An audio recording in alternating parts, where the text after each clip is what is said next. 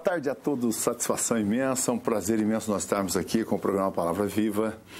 Que Deus possa estar abençoando o seu lar, a sua família.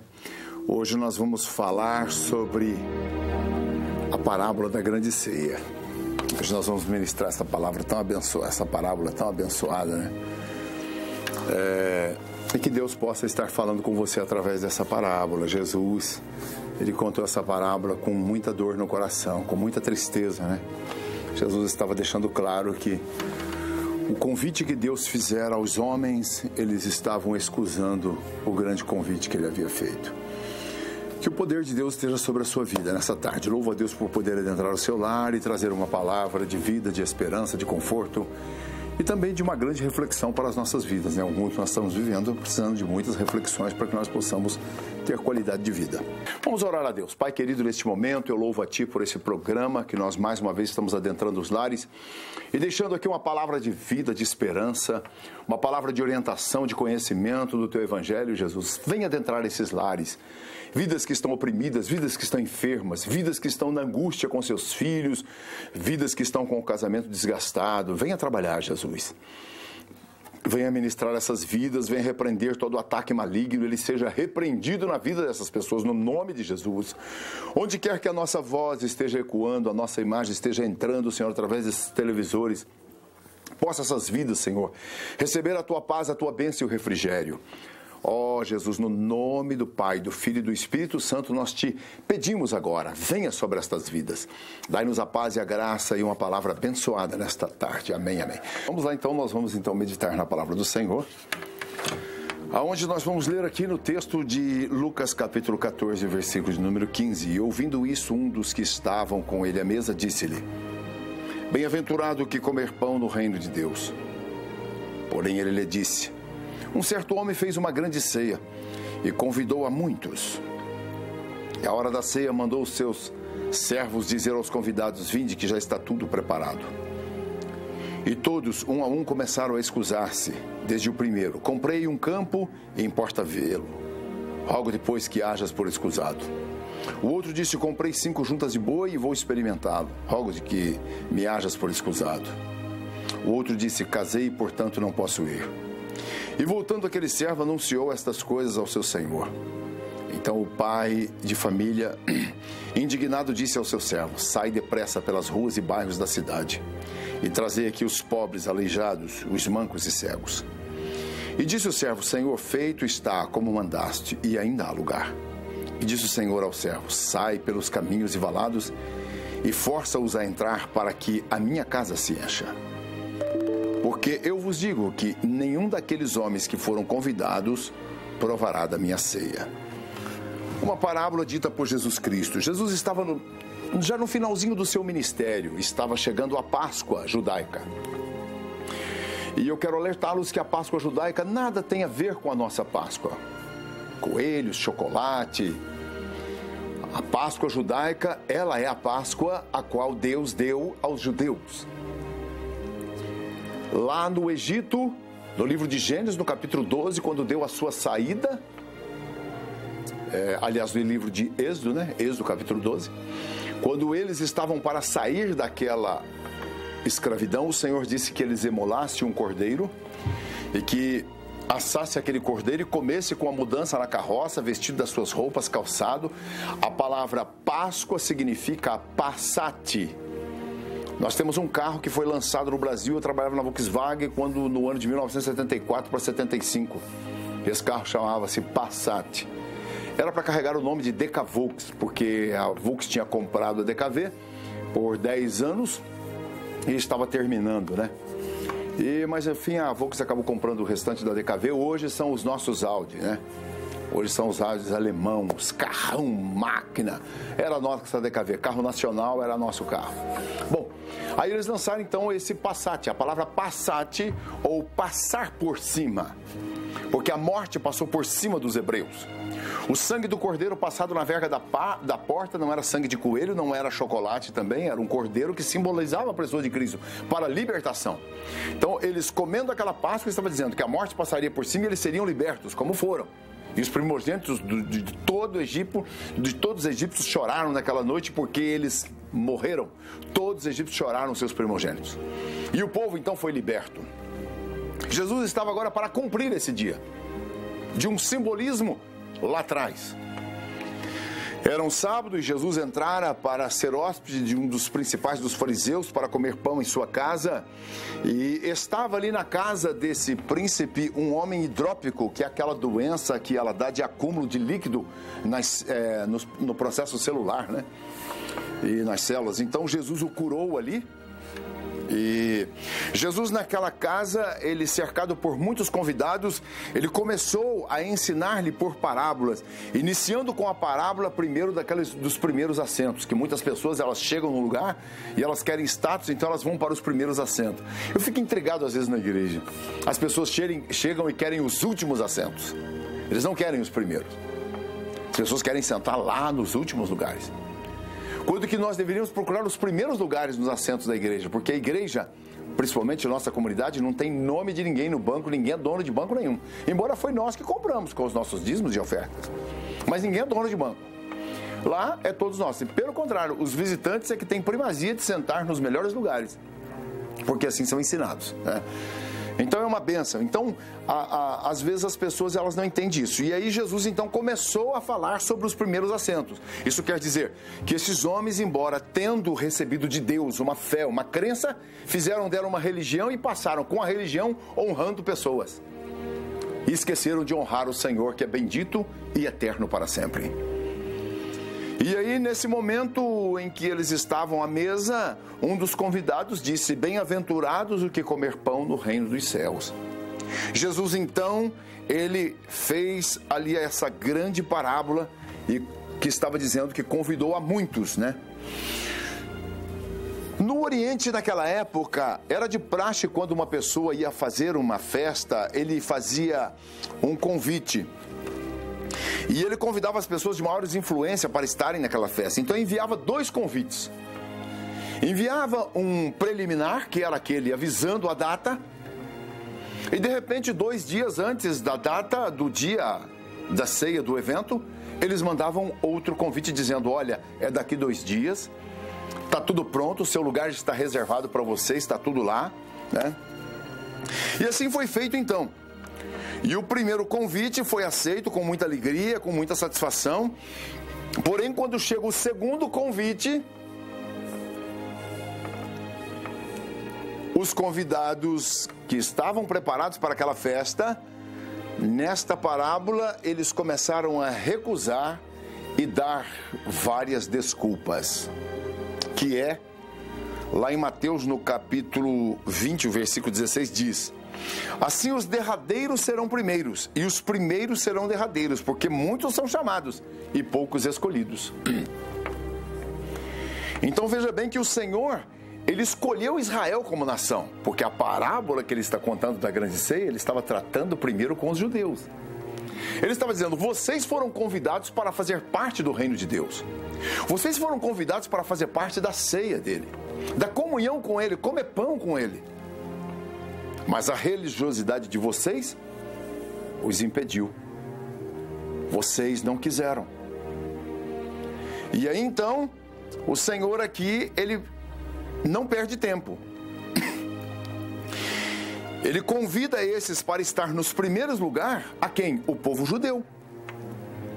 O servo que saiu com os primeiros convites simbolizava os que Deus comissionou e chamavam para vir a essa festa, que era quem? Os judeus. E olha, com todo respeito, por favor, se existe uma pessoa que ama Israel e os judeus, é a minha pessoa. Porque um evangélico, presta atenção, uma pessoa que aceita Cristo como Salvador, ele aprende a abençoar Israel, Jerusalém e aquela nação. Nós aprendemos isso. Nós não somos ensinados pela Bíblia a odiar Israel. Por quê? Por que tem que abençoar Israel? Porque é deles que procederam a chamada para formar uma nação e eles prevaricaram, eles foram procrastinando e chegou ao cume aonde chegaram. Foram delongando com o reino, foram delongando e passando por cima dos verdadeiros ensinos de Deus e criando metodologias que tiraram eles do propósito de Deus. Tanto é que pagaram um preço altíssimo. Então nós abençoamos. Agora os judeus, pelo contrário, eles odeiam de certa forma e não gostam de nós. Eles dizem que nós jamais seremos salvos. Existem judeus que eles fazem três palavras na oração deles que é infalível. Obrigado por não ser gentil, obrigado por não ter nascido escravo e obrigado por não ter nascido mulher. Isso é a religião que deu a eles esse paradigma. Tudo bem, é um mito que eles carregam, pronto, acabou, e fazer o quê, né? Bom, mas o Senhor então estava dizendo que eles eram os primeiros. E aí o Senhor então, quando vê que eles não querem vir para sentar nos primeiros lugares, Ele faz com que os seus servos partem para cima. Os profetas do Antigo Testamento vieram convidando eles. João Batista rogava às autoridades de Israel que se preparassem para a festa que em breve haveria de se realizar, mas o convite foi ignorado. Então foi dirigido aos gentios. Nós, a palavra gentios, eu queria te orientar, que ela significa cão, cachorro. Você está brincando, pastor? Ué. Por que quando aquela mulher cirofenícia veio pedir para Jesus curar o filho dela, falou assim, não pode pegar o pão e dar para os cachorrinhos? Era o quê? Jesus não estava humilhando aquela mulher. Tem pessoas que se pegar aquele texto, falam Jesus estava humilhando aquela mulher. Não! Jesus, como judeu, estava falando o que eles falavam. Jesus agora ia dar uma lição de vida neles, porque eles não tinham a fé a quem eles chamavam de cachorro, gentios. O Senhor estava mostrando que aquela mulher tinha muito mais fé do que eles. Ela não tinha religião, ela tinha fé. Ela cria piamente no Senhor Deus. Ele disse, não é lícito dar o pão aos cachorrinhos. Ela falou, Senhor, mas os cachorrinhos comem da migalha que cai da mesa. Ele disse, quão grande é a sua fé. Eu nunca vi fé desse jeito em Israel. Nunca vi uma fé dessa. Embora eles seriam o dono da fé. E o Senhor então cura o filho dela. Olha que coisa gloriosa, né? Porque eles dizem que os gentios são cachorros, cão. Porque você pega um cachorro de raça, você cria, dá boa comida para ele, cuida dele, solta ele. Ele sai revirando lata de lixo. Na cabeça deles, o gentio vai procurando tudo quanto é idolatria, tudo quanto é dogmas, preceitos, vai criando cacuetes. São esotéricos, vai criando mandinga, patuá, vai criando todas essas coisas, os gentios. Então nós somos chamados de cães espirituais para eles. Então nós somos cães espirituais. Certo? Interessante que então essa oferta foi dirigida a nós, os gentios, que reagimos de uma aceitação agradável. Como está revelado no livro de Atos dos Apóstolos. Diz que eles foram chegando, os gentios foram chegando e foram se convertendo. Tanto é que o Evangelho de Cristo, ele começa sendo entrante, penetrante, seguindo o caminho. Ele adentrou a marcha para o povo gentil e entrou-se para os gregos, né? Porque o helenismo era pregado pelos romanos, porque eles tinham que aceitar os deuses romanos e os deuses gregos. Então se pregava o helenismo porque os romanos haviam tomado o país dos gregos, então governavam eles, e fez aquela mistura de ídolos que eles tinham. E aí o que acontece? Eles entraram, tanto é que o Apocalipse termina não falando das sinagogas e nem falando do templo de Jerusalém. O Novo Testamento ele termina em Apocalipse falando das 7 igrejas da Ásia. Porque chegou o tempo dos gentios. Jesus falou, o Senhor vai pegar o reino dele e dar uma outra nação, será tirado de vocês. Porque eles não aceitaram o convite. Isso tudo está muito bem claro dentro da palavra de Deus, não é a cabeça do pastor Silas.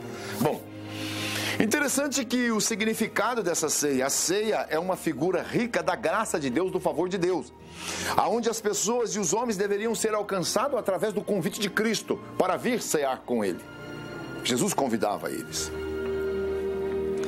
Então é interessante que a salvação primeiro era para os judeus. Tanto é que quando Jesus pegou os apóstolos, ele disse, olha, não saia pelo caminho das gentes. O que significava gentes? Gentes, cães, cachorros, gentios. Não vá pelo caminho deles, vai pela casa de Israel. A salvação, o reino veio pregado primeiro para os judeus.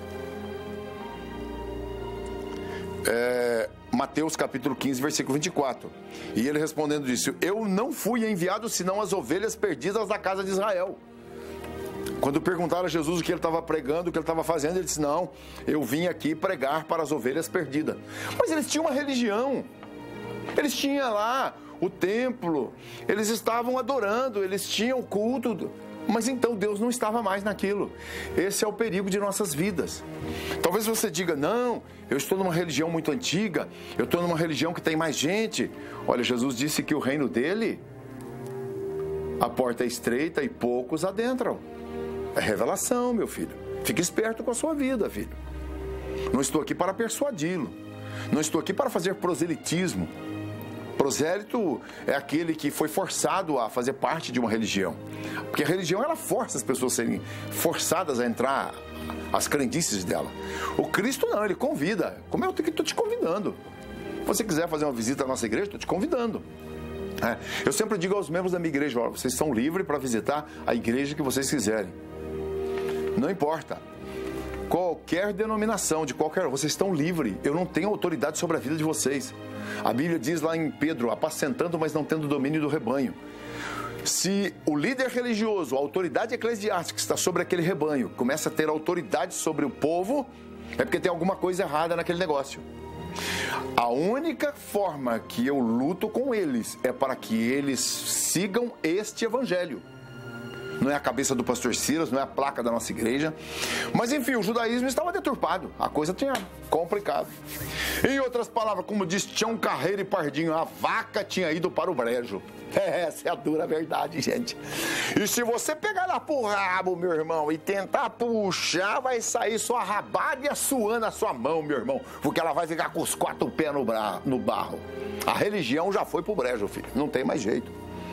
Agora o negócio é Jesus, é o evangelho, filho. Tá certo? Tá certo, meu filho? Então vamos lá. Mas como os judeus rejeitaram então Jesus, o Messias, ele veio para nós, os gentios. Nós somos o que recebemos a oportunidade da salvação. Os pretextos apresentados pelos convidados, dono da festa e que tinha primazia aos primeiros assentos, esses convidados foram unânimes com relação às desculpas que deram. Quantas pessoas dão desculpas, né? Para não vir ao reino de Deus. A verdade é que eles não desejavam ir à ceia do mestre. Eles não queriam comer pão. O camarada tinha acabado de dizer, bem-aventurado que come pão no reino dos céus. E Jesus estava lá fazendo o convite para eles, para comer o pão no reino do céu. O que era comer pão no reino do céu? Olha, Jesus ele tomou a forma do pão, mesmo sendo um pão um pouquinho diferente do nosso aqui, o formato do nosso, mas é do trigo. Pão é um alimento global.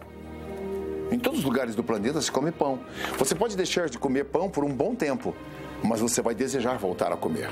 Por que ele pegou o símbolo do pão? Porque o pão é um alimento global. E ele estava dizendo aqui que o pão é as doutrinas do evangelho que ele deixou, é um alimento sólido. Para que nossas vidas sejam alimentadas, nutridas espiritualmente, para que possamos lutar com Satanás, vencer o demônio. Teremos forças imbatíveis para lutar contra o pecado, contra as investidas do diabo. Então aqui, os primeiros convidados disseram, comprei um campo e não posso ir vê-lo. E preciso ir vê-lo. Comprei um campo e preciso ir vê-lo, não posso ir na festa. Como o homem a quem Jesus se referia era um judeu, é difícil imaginar comprando algo antes de vê-lo. Olha que desculpa esfarrapada. Você imagina, o camarada vai comprar uma terra e ele não vai lá primeiro ver antes de comprar? Olha que desculpa esfarrapada. Quantas desculpas esfarrapadas você já deu para você não estar num lugar aonde, num templo, numa estrutura onde se prega a verdadeira verdade? Talvez você vá a tantos lugares. Olha, se te convidar para ir numa festa, você larga tudo e vai. Comes e bebes. Mas quando se fala comer pão no reino de Deus, ser alimentado espiritualmente, então o judeu seria a última pessoa do mundo a comprar um gato por lebre, a comprar um cachorro pensando que era uma ovelha. Jamais o judeu faria isso. Olha que desculpa esfarrapada esse camarada deu. A ceia, ela era à noite e não de dia. Ele não teria problema algum em ir ver o campo de dia, se é que essa desculpa que ele estava dando, e ir à noite à festa. Mas ele não quis. O problema é que ele estava mais ocupado com seu investimento do que com a ceia de Deus.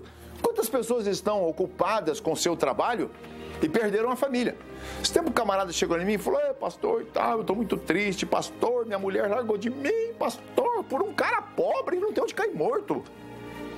O cara não tem um carro para andar, pastor, eu estou muito chateado. Falei: verdade? Ele falou: tô muito chateado, pastor, estou triste, chorou, enxugou as lágrimas e tal. E nós conversando, ele falou: pastor, o que eu faço? Eu falei: o que você faz? Não faça nada, fica calmo agora, filho. Espera agora o seguinte, meu irmão, ela vai entrar na justiça, vai te tacar na justiça, filho, vai ganhar metade dessa bolada toda, aí o cara que tá com ela vai ser rico, filho, e vão andar de carrão por aí passear. Você tá doido, pastor? Você ficou louco? Eu falei: não, você, sabe o que você fez a vida inteira? Você ganhou dinheiro. Ela queria um homem que namorasse ela, que abraçasse ela, que dormisse com ela, que carinhasse ela. Ela não queria um pacote de dinheiro para pôr lá na mesa e comprar roupa. Não, ela queria uma pessoa que amasse ela e respeitasse ela. E você não fez. Agora, filho, ela vai ficar com um cara que vai ganhar uma bolada sua. Pastor, pela mãe, ficou doido, cara, ficou doido, ele pirou, filho. É isso aí, nós estamos vivendo nessa época em que as pessoas estão valorizando mais o ter do que o ser. E as coisas de Deus estão ficando de lado. Cadê a oração que você faz para os seus filhos? Amanhã eles entram na droga. E aí, o que você vai reclamar da vida, filho? Cadê o companheirismo dessa mãe, desse pai com essa família? Cadê que você trouxe o reino de Deus para dentro da sua casa, para dentro da sua família? As novelas falam mais alto dentro do seu lar. Programas indecentes fazem parte da sua vida. Mas quando se trata de um pastor que está pregando, você muda de canal, você sai fora. É o pão que o Senhor está preparando uma ceia para você alimentar e você não quer. Assim foi com esse indivíduo. Ele ignorou as coisas eternas por coisas temporais, vis, banais, perecíveis, né? Filipenses capítulo 2, versículo 21 diz: porque todos buscam o que é seu e não o que é de Cristo Jesus. Jesus disse: quão dificilmente entrarão no reino de Deus os que têm riquezas, os que têm posses. As pessoas ficam presas, agarradas com o que tem. Olha lá, o cara ficou agarrado com o dinheiro dele, perdeu a mulher, perdeu, filho. Olha que trem doido. Talvez você está quase para perder a sua. Abre teu olho, filho. Viu? Você não consegue colocar um pacote de dinheiro na mesa e falar assim: cada nota, sai voando e faz um carinho na minha mulher, faz um elogio para ela. Nota, dinheiro, não faz isso não. Faz um carinho no meu filho, dá uma palavra de... Não, garoupa, onça, não dá carinho para ninguém não, filho. Tem que ser, ó, esse lábiozinho aqui, filho, essa boquinha. É isso aí, companheiro. Tô falando sério com você, meu filho. Tô aqui, meu irmão, tentando te ajudar, meu filho. Você não quer? Fazer o quê? Fazer o quê? Depois não reclame, hein? Você não vai falar que eu não lhe avisei, hein? Eu lhe avisei. Então está aqui. O segundo convidado disse: comprei 5 juntas de boi e vou experimentá-la. Ele achava que os seus bois estavam em primeiro lugar. E convenceu-se de que o anfitrião que o convidara não tinha direito algum sobre o seu tempo. Quantas pessoas não respeitam o tempo da sua vida? O tempo da sua vida é ganhar dinheiro, é estar envolvido. Quantas pessoas que eu conheço sai do serviço, vai para o boteco jogar cacheta e passa tempo. E fica lá, jogando cacheta, filho.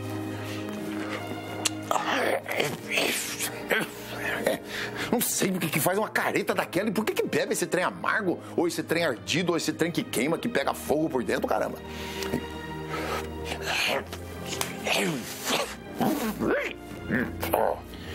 Cachaça, meu filho, passarinho não bebe isso. Se você pôr isso num coxo de um porco, meu filho, ele não quer isso, filho. Ele cheira e sai correndo, filho. Mas o homem bebe. Sai do trampo, sai do pega feio do serviço e, ó, o botequinho, meu filho. Uma igrejinha, a capelinha das trevas. E fica lá. Truco 6, ladrão, vai roubar um mato, maldito. E pá, e o pau quebra lá, meu irmão. E o pau quebra, filho. O cara sobe em cima da... Outro dia eu passei num boteco, o cara tá em cima da mesa, gritando truco. E a família tá lá, esperando. Os filhos estão crescendo sem o afeto desse pai, sem a presença desse pai e tal, e o negócio está moendo. Ora, é meu tempo, meu descanso. Trabalhei o dia inteiro, eu mereço. Não, sua família te merece. Os seus te merecem. E para você ser uma bênção, você precisa comer pão no reino de Deus. Você precisa se alimentar da palavra de Deus. Esse convidado, ele representa os que estão envolvidos com suas ocupações e que não concedem qualquer tempo e oportunidade para dar ao interesse a sua alma. Você sabe por que o diabo quer a alma do ser humano? Você não tem noção. Você já deu uma informada quanto vale um quadro de Leonardo da Vinci? Você já viu falar? São milhões. Mas por que mas tem tanto quadro, por que o Leonardo da Vinci... então, porque aquele lá foi ele quem pintou. Por que o diabo ele quer a nossa alma? Porque foi Deus quem o fez. O fabricante diz muito. Olha, nós vemos aí carro popular. Quando você vê um carro de marcona, né? Uma marcona bonita, né? Uma marca BMW, Rolls Royce, Lincoln, né? Maserati, você vê as... Nossa, todo mundo quer um carro desse. Land Rover e tal. Nós queremos, que é marca. Quem fez? São pessoas de nome, são empresas que zelam por uma qualidade. Ora, Deus quem fez a nossa alma. Por isso o diabo quer ela. Segundo, por que o diabo quer ela? Porque ela não tem data de validade. Ela é eterna. Nosso espírito, nossa alma é eterna. O diabo quer isso. Não será destruído, não será banida. Primeiro, quem fabricou isso. Segundo, que ela é eterna. Então, o capeta, o cão, que é isso mesmo, gente. Quer bagunçar com a nossa vida. Vamos entender que nós somos esse tipo de pessoa. Nós não temos tempo para as coisas boas, mas temos tempo para as coisas ruins. O terceiro. Deixa eu ver aqui o tempo meu. Aí vai, acho que vai dar o tempo hoje. O terceiro convidado disse: casei-me e por isso não posso ir.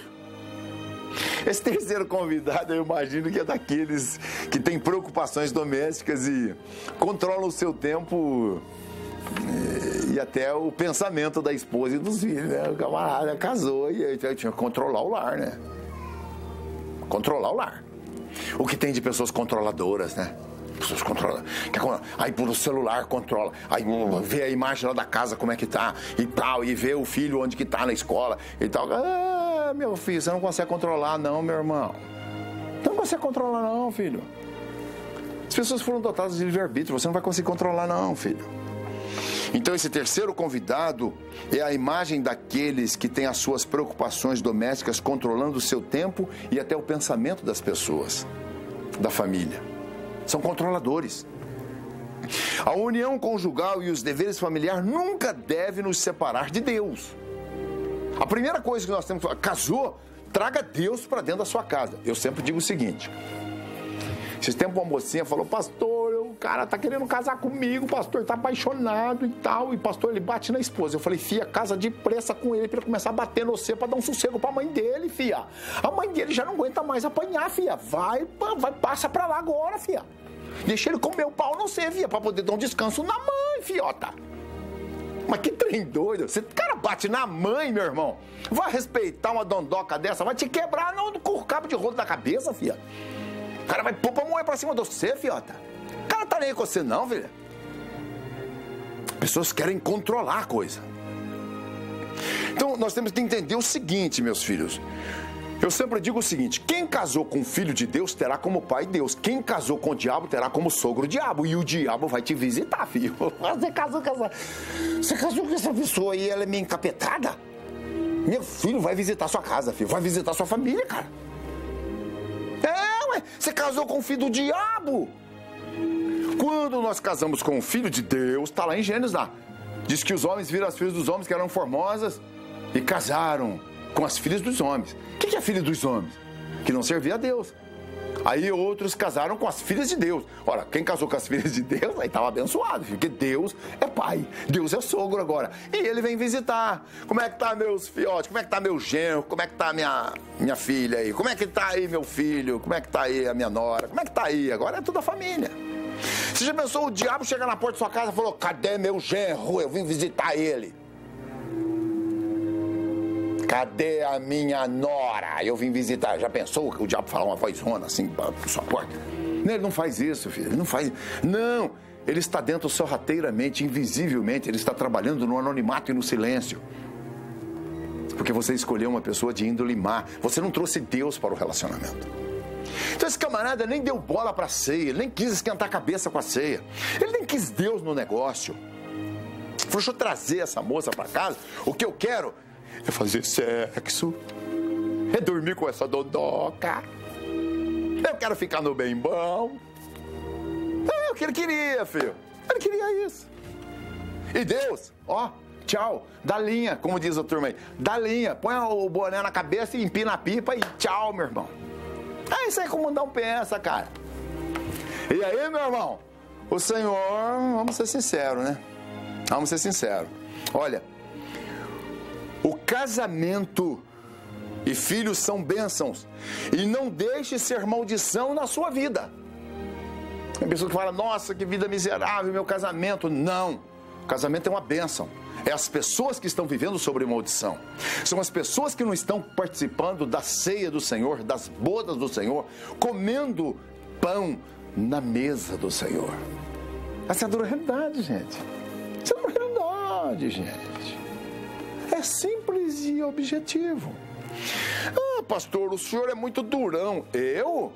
Meu filho, durão é o capeta, é o cão, filho. Demônio, meu filho. Pega o cara, faz o cara viciar em droga, faz viciar em cachaça, acaba com o salário dele, com o salário dela, põe eles no vício, põe na sarjeta, arrebenta com tudo. Eu sou um homem sincero, aí eu concordo com você. O pastor é sincero, então eu sou sincera. Eu sou sincero, eu estou te falando a verdade, é isso aí. O convite para a ceia, ele foi feito aos gentios agora. Hoje em dia, nós estamos vendo multidões sendo convidadas para o Evangelho. E, infelizmente, eu vou ser sincero, de vez em quando eu falo aqui, por favor, não estou querendo atacar nenhum pastor.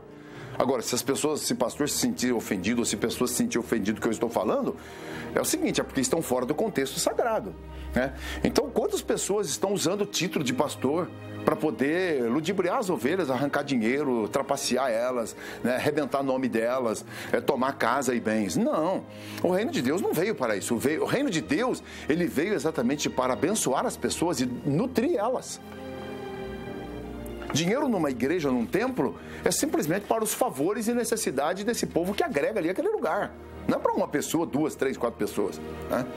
Então, nós estamos lá, estamos começando a construir o nosso templo. E aí? Então tá, ué. Estamos construindo. Quem é que vai construir isso? Somos nós. O nosso dinheiro que vai construir. Agora, meu filho, cada um de nós estamos lutando, trabalhando, lutando com a vida. Ninguém está lá esperando a pessoa chegar lá para arrancar dinheiro dela. Não, pelo contrário. Estamos lá para abençoar essas pessoas, né? Então, é importante você entender que o convite foi feito da mesma maneira. Jesus referiu-se a essa parábola aqui às pessoas que hoje não conseguem perceber o convite de Jesus para que você faça parte dessa ceia, dessas bodas. Então, esses dias eu tô com uma família que chegou lá para a nossa comunidade inteira, veio a família inteira, veio o chefe. Aí eu vou falar aqui o nome, o nosso irmão Godinho. Nosso irmão Godinho veio para Jesus. Aí hoje está vindo a família inteira. Agora, o que eles viram lá? Lá não tem ninguém esperando para extorquí-los, não. Eles viram lá o quê? A mudança do Godinho. Aí viu a mudança dos filhos, viu a mudança das filhas, viu quando eu vejo elas chorando, enxugando lágrimas de alegria, de gratidão, porque Deus está trabalhando na vida delas. É isso aí, filho. Isso é o reino de Deus. Jesus convidou essas pessoas. Quem era o Silas ontem? Cego, manco, aleijado. É isso aí. Falava nas coisas de Deus, sou aleijado, não posso ir. Silas, então, as coisas de Deus, sou cego, não posso ir. Silas, então, vamos, as coisas de Deus, sou surdo, não posso escutar. Jesus falou, sai para os valados. Quem eram os valados? Quem é que vivia nos valados para os judeus? Pobres, amaldiçoados, desgraçados. Jesus chegou, olha, gente, vou ser sincero, se Jesus viesse hoje, da mesma forma, os religiosos não aceitariam Jesus. Porque, primeiro, as pessoas religiosas, elas esperam que as pessoas venham com um aparato de aparência. O que Jesus falou? O reino de Deus não vem com aparência exterior. Ele está entre vós. O que o Senhor está dizendo? Não é por um templo suntuoso, não é por uma reunião de espetáculo, é aquilo que traz dentro de um aparato, daquela liturgia, um aparato que impressiona as pessoas. Não! O reino de Deus é impressionado pela palavra que penetra como espada de dois gumes. Ela entra às suas juntas, vai às suas medulas, ela é apta para discernir e ela é apta para fazer as pessoas tomarem uma decisão por coisas certas. É o que a palavra diz. Diz que a palavra é como um martelo que esmiuça a penha, quebra tudo. Ela quebra tudo que está ruim dentro de nós e nos faz uma nova pessoa. É isso que o reino de Deus é, gente. E cola nesse banco aí, fica escutando firme aí, meu irmão. O negócio aqui é sério, companheiro. A palavra é muito séria, filho. Então veja bem que aqui o Senhor, Ele convida essas pessoas para que estejam à sua mesa. Quem rejeitou o convite teve uma grave desobediência, porque aceitou de primeira mão e depois caiu fora. Deus, Ele quer levar eu e você para uma eternidade segura. O grande convite para fazer parte do reino não é só para viver aqui, é para que tenhamos uma eternidade com Ele. Então, quando os convidados da festa não compareceram à ceia, o pai de família disse aos seus conservos: não vai ficar em vão. Vamos ter que sair pelas ruas, pelos bairros, pelos valados, pelos lugares onde essas pessoas são escusadas. Eu vim chamar aqueles que meu pai já elegeu lá do passado, do Velho Testamento, lá atrás. Agora chegou o momento da graça. E diz que o Senhor, Jesus falou: eu não vim para os sãos, mas eu vim para os doentes. As pessoas religiosas, por favor, com todo respeito, sabe, elas vão orar, elas oram de si para si mesmo. Porque eu faço obras, olha, porque o meu coração, eu perdoo. Tem um ódio, filho, no coração, meu irmão. Mas tem um ódio, uma amargura. Basta fazer alguma coisa de mal para essa pessoa, mas tem um ódio, meu irmão. E aí faz como uma bomba atômica, manda tudo quanto é maldição, filho. E a pessoa diz que é religiosa. Tem ódio. Uma empregada trabalha na sua casa, uma pessoa doméstica pobre, simples, humilde, você pisa nela, você judia dela, você judia dele, desempregado. Você pisa nessas pessoas. Sabe por quê? Porque você se acha dono do reino. Então Jesus mandou buscar as pessoas simples, as pessoas sofridas, excusadas. Chegou ao ponto que Jesus estava passando e estava lá um doente no chão, o judeu já chega e fala: Senhor, quem pecou aqui foi ele, foi seus pais? Em outras palavras, a maldição hereditária. Nós estamos vivendo hoje, esse evangelho é um evangelho que começou em 1980 lá nos Estados Unidos, junto com o evangelho de prosperidade, misturar essa lambança toda aí, viu? Misturaram esse guisado aí, viraram esse bolo aí e não assou ele direito, entenderam por outras formas, e tá aí essas doutrinas malditas aí de prosperidade e de maldição hereditária. Que maldição hereditária? Se eu aceitei Jesus, não tem mais maldição na minha vida. Se eu estou vivendo essa palavra, procurando viver ela, o demônio diz que o demônio não tem poder sobre... A Bíblia diz que aquele que nasceu de Deus não peca e o diabo não toca nele. Pronto, acabou, encerrou o papo, é a palavra de Deus, você tem que pegar ela e usar ela, filho. É usar essa palavra, filho. Então Jesus, ele mandou ir para os excusados. E por isso os gentios, quando chegou um momento em que Jesus estava lá numa casa comendo, chegou uma prostituta, começou a chorar nos pés dele e enxugar com os cabelos, né? E eles falaram: se ele fosse o Messias, se ele fosse homem de Deus, se ele fosse espiritual, se ele tivesse visão de Deus, ele não deixava essa mulher tocar nele. Porque a religião, ela é tão frágil que qualquer pecado atinge as pessoas. Ora, nós queremos um reino que se torne imbatível, como diz o Salmo 91. 1000 cairá ao teu lado, 10.000 à tua direita, e você não será atingido. É essa palavra que nós temos que tomar, que é de quem está dentro do reino, é de quem veio participar dessa ceia, quem está comendo pão no reino de Deus, se alimentando da palavra espiritual. Esse é o propósito de Deus, filho. Bom, meu filho, nós estamos chegando no final, tá certo? Não deu para terminar aqui tudo, mas deu para você entender. Hoje nós temos um grande culto de ensino na nossa comunidade. Estaremos lá ensinando, estarei ministrando uma palavra de ensino ao coração dos membros da igreja. E é importante que nós conheçamos a palavra. Então, o culto de ensino é onde nós lemos um texto, como faz aqui, e faz uma base nele e vamos explicando os pontos doutrinários, as doutrinas da Bíblia, o que Cristo exige de nós. Agora, eu com muita gratidão, eu vou ser sincero para você, de forma alguma eu quero lá persuadir as pessoas e obrigar elas a fazer isso que o Evangelho está pedindo. Não, as pessoas são livres, elas devem, como eu vim para Jesus, meu irmão. Eles estavam falando lá, não pode isso, não pode isso, não pode isso. Eu ficava comigo, na minha, na paz. Hoje a igreja mudou muito, né? Antigamente era um tal de não pode, não pode, não pode. Não pode, tudo pode. Paulo disse assim, todas as coisas me são lícitas, mas nem todas me convêm. Então eu tenho que pegar esse evangelho, colocar no coração e saber que se eu quiser sair daqui, eu vou beber cachaça, eu vou fazer bagunça, eu vou fazer trem errado, eu vou fazer tudo que eu quiser de errado. Mas me convém? Não, não convém. Então eu não vou atrás disso. Aí eu vou atrás somente daquilo que é bom. O evangelho, ele é um pão que ele te dá essa graça. Você fica imunizado e você tem consciência do que é certo e do que é errado, do que é bom e do que é mal, do que é lícito e do que é ilícito, tá certo? Então, nós os gentios éramos essas pessoas, pobres, aleijados, cegos, mancos. Deus escolheu as coisas loucas deste mundo para confundir as coisas dos inteligentes, dos sábios, dos entendidos. Deus escolheu esses homens que muita gente fala assim, mas nossa, isso aí é atrapalhar da cabeça. Então, filho, Jesus escolheu essas pessoas. Sabe por que ele escolheu elas? Porque os bonzinhos se auto-justificam e são abençoados, eles não precisam de Deus. Aí Deus olhou isso e falou, bom, deixa eu dar um jeito de resolver o problema. Já que eles são religiosos e acham que são perfeitos, são bons e não precisa de Deus, não precisa de Jesus, não precisa de uma palavra do reino, então deixa eu ir atrás de quem precisa e deixa eu ver se eles realmente precisam. E graças a Deus eu fui um desses cegos, desses aleijados, desses mancos, que eu disse, não, eu preciso ser um homem que ande direito agora, entortar o corpo, né?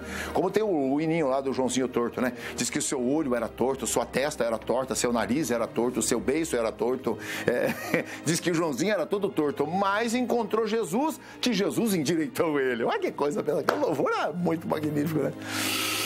Então Deus não olhou o nosso estado físico, Deus não olhou as mazelas que estavam armazenadas em nossas almas. Ele veio e nos curou. Amém? Vou orar por você, vou deixar você com um clipezinho aí do óleo de avestruz, tá certo?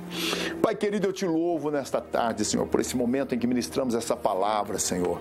Abra o coração e o entendimento dos teus filhos para que entenda mais sobre o reino dos céus. Queremos te servir de todo o coração, queremos estar, Senhor, sobre o manto da tua palavra. Ajuda nós a viver e praticar a tua palavra. Venha sobre nós, Senhor. Pai querido, dê a paz a esses lares, o refrigério às suas almas, que eles encontrem guarida, Senhor, neste evangelho, e o Senhor habite nos seus lares, nas suas famílias, repreenda a doença, sai agora a doença, sai a enfermidade, em nome de Jesus, amém e amém. Tchau, tchau, um abraço do pastor Silas, e com Deus, e até a noite o nosso grande culto, fique com Deus, vamos lá, um abraço.